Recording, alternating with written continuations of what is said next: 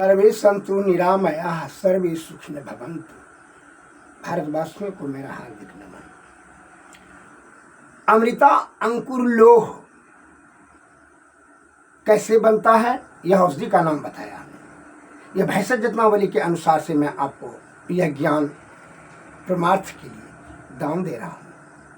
आपका आशीर्वाद का मुझे केवल चाह है और कुछ नहीं चाहिए। तो क्या क्या कॉम्बिनेशन है सुन लीजिए। कोई भी ज्ञान गुप्त नहीं, यह सभी ज्ञान आपके लिए मैं सेवा में आपके हृदय में मैं निवास करना चाहता हूँ, इसलिए यह ज्ञान हम दे रहे हैं। जरा सा ध्यान सुनिए। अग्नि द्वारा शुद्ध किया हुआ पारा एक पल लो भस्म नाग भस्म ताम्र भस्म अवरक भस्म मिलावे शुद्ध गंधक और गुग्गुल ये प्रत्येक एक एक पल हर्रा और बहड़े का चूर्ण 2-2 तोले आंवले के 12 तोले 8 मासे और घी 8 पल और त्रिफले के क्वाथ में 32 पल लेवे और इस सब को एकत्र लो कर की कटाई में विधि पूर्वक पकावे। कढ़ाई में सबको लेकर के विधि पूर्वक खूब पकाइए।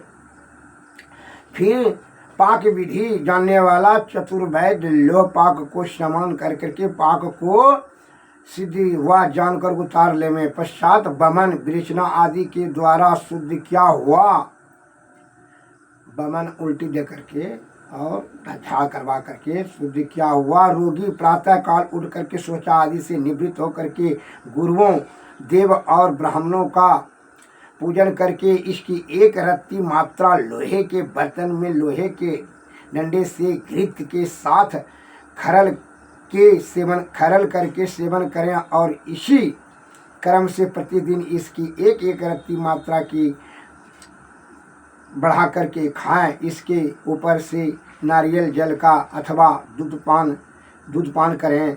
यह सब प्रकार करके कुष्ठों को नाश करने के लिए अत्यंत रसायन औषधि है तथा बलि शरीर में झुर्री पड़ना पलित असमय बालों का पकना। पलित मैंने क्या होता है, असमय बाल पकना, 30-40 के अंदर में बाल पक गया, उसी को कहता है पलित।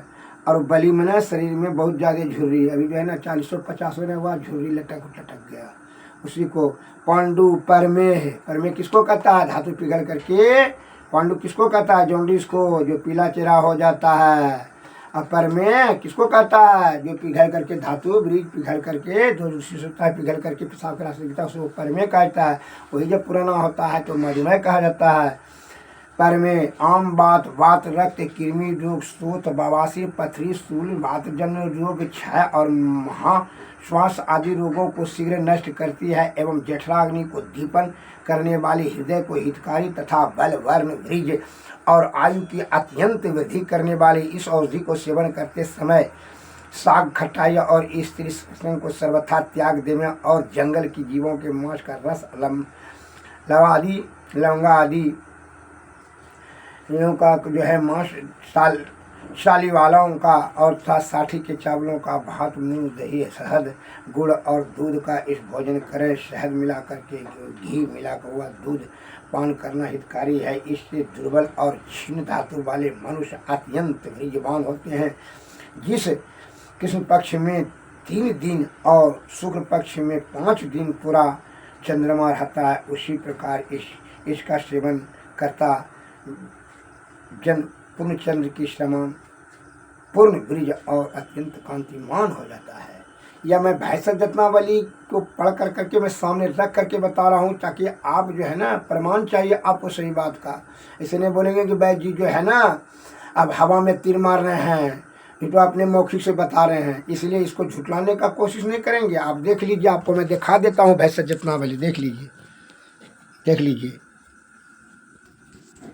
ये रसमानिक रस है, अमृता भल्ला तक में रस है। यही मैं आपको अमृता अंकुर लोह यहाँ संस्कृत में लिखा हुआ है और ये जो है हिंदी में लिखा हुआ है, जो कि मैं यहाँ से पढ़ करके के आपको सुनाया। इसके लिए प्रमाण आपको जो भैंसत जतनावली देख लीजिए, ये कोई किताब नहीं है, शास्त्र है। इसको झुटलाने का कोशिश नहीं कीजिएगा। क्या है कि आपका हृदय अपवित्र हो गया है, छल कपट प्रपंच के साथ में सुख संगति में रहते रहते जो है ना छल कपट से आयुक्त बुराई से भर गया है। इसलिए आप दुर्गुणे निकालिएगा। सभी का उपेक्षा करते हैं, माता पिता भी अपमान करते हैं, गुरुजनों आदि विद्वान व संत महात्माओं का भी आप जो है ना बहुत अपमान करते हैं, उपेक्षा करते हैं और उसके ऊपर हंसते हैं। संत महात्मा तो आपके ऊपर हंस रहे हैं। आप सोच रहे हैं कि हम बहुत बड़ा होशियार हो गए। छल कपट प्रपंच से झूठ फरेब बेविचारी सब विषय आसक्त आप हैं और संत महात्मा का आपको जो है ना आप उनको देख करके हंसते हैं। अरे वो उनकी त्याग शक्ति के सामने में तुम कुछ नहीं हो, सुन नहीं हो।